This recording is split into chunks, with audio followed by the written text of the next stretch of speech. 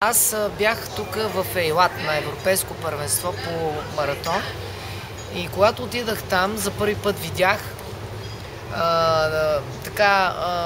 една тепсия. От едната страна е Йордания, от другата страна е Египет, малко по-надолу Саудитска Арабия и направо се изненадах, че мога да седа на едно място, където да вижда няколко държави, което много ми хареса и рядко може да се случи на човек това да го види. За пръв път ли си в Израел? Да, за първи път и просто съм изненадана много. Защо?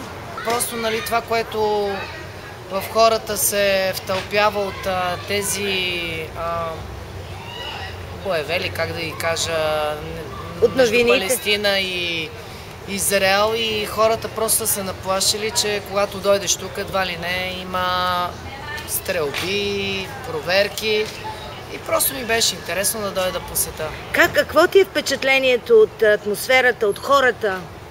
Невероятно, просто нормални хора, като всички останали, мили.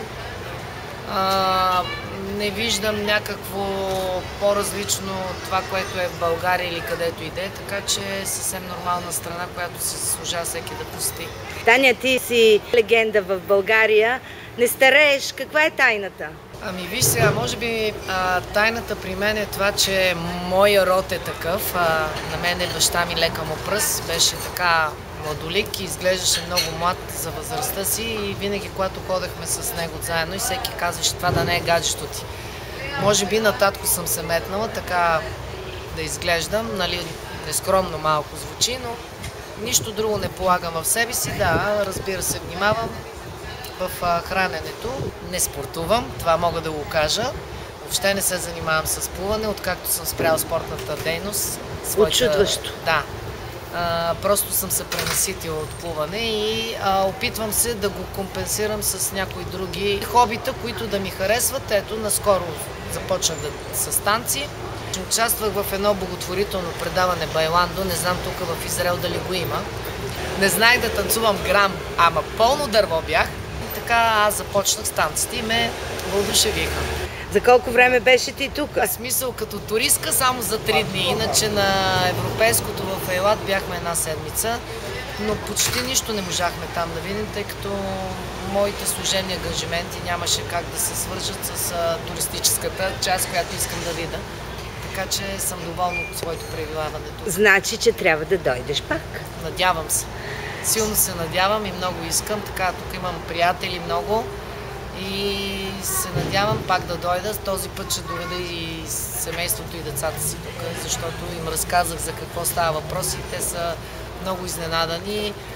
Също така тази мечта да види Божи гроб и стената на плача и дъщеря ми, и аз така я въвеждам в тези неща така дистанционно и тя много се впечатли и се надявам да дойдем заедно. Какво ще кажеш за нашите читатели? Желая им да бъдат винаги здрави.